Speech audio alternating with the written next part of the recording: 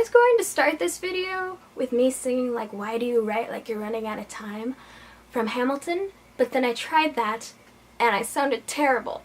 So we're not doing that. But this video is about finding time to create. My biggest problem with writing, creating, filming, or just any other personal project is finding time for them. I don't know about you, but I'm always running around with ideas, things that will just slip away if I don't commit them down somewhere. But I just don't have the time.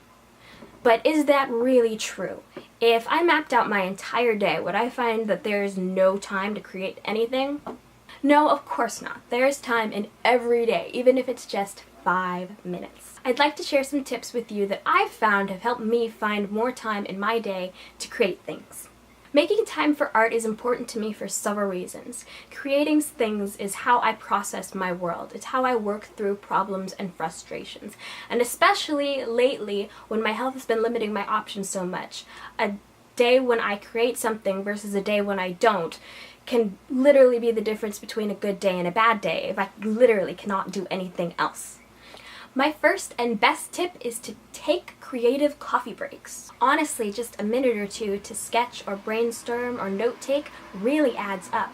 I find I actually get most of my writing done waiting in lines or traveling to and from places during a slow point in my classroom lectures, or exercising, or even at meal times. I am always looking for a moment to jot something down. This leads straight into my second tip. You can only take advantage of your time if you have the right tools. I'm a pretty technological person, so I do pretty much all my writing on my phone.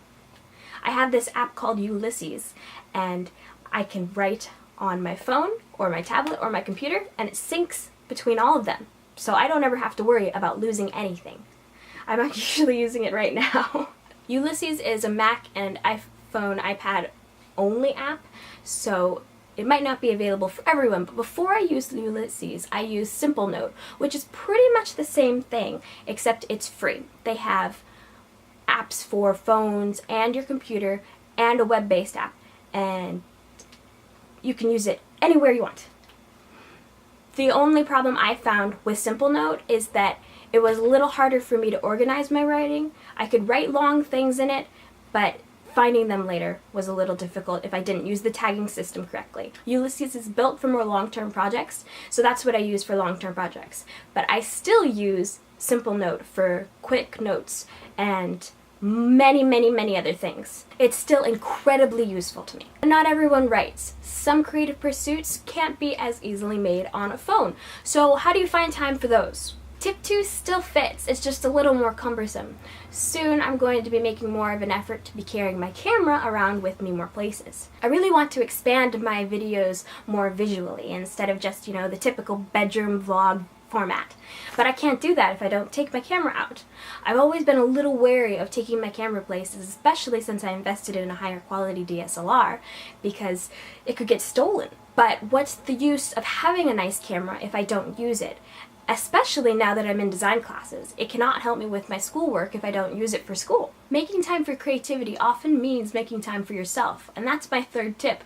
Don't be afraid to prioritize yourself. Bringing my camera might put it at more of a risk to be stolen, but I'd much rather have to replace it because I can't live without it than have to really think and struggle over the cost because it sat on a shelf more than I used it. The same goes for writing. I will jot down an idea or a scene as soon as it comes to me. It takes less than a minute. The majority of the time, there are very few things that would suffer from not having my full attention for less than a minute. Prioritizing yourself is the best way to find time you didn't realize you had. You might only have 10 minutes of uninterrupted time a day, not counting those moments you steal back I mentioned before. If you put all that time into your creative pursuits, even just 10 minutes a day, even just 5, even just 2, things will add up bit by bit. And the more you see progress, the more you want to see more progress. And you will look and you will find other things that maybe aren't as important that you can cut back on, or you can do at the same time. I write and watch TV. I film videos and work in a team meeting. Whoops. Probably shouldn't do that. Don't be afraid to prioritize things that make you happy. Creating things makes me a happier, more calm person, and I'm a much better person to work with, both professionally and personally, when I am happy with myself. Don't be afraid to schedule time for yourself. Over and over again, the top tip I see from very professional people is that they set appointments for things they want to do. If I didn't schedule time to film videos, they wouldn't get done. Filming videos is a lot more time intensive than jotting something down on my phone. But it's something I value, so it's something I set time aside for. And here's a small tip. Sometimes I dread actually facing the time I've given to myself. I put off filming this video for 4 hours, but then the moment I started filming it, I felt better, and it wasn't a problem. The idea of creating something is a lot harder than actually working towards it. Don't think of things as big picture. Think about what you can do now, and you'll be surprised exactly how much that is. What are your tips for getting things done? Let me know in the comments. I'm always looking for new ideas. Maybe we'll have enough to make another video. I'll see you guys next week. Bye. How do you run like you're running out of time? I can't sing, I don't know why I chose this intro. It was a bad decision on my part.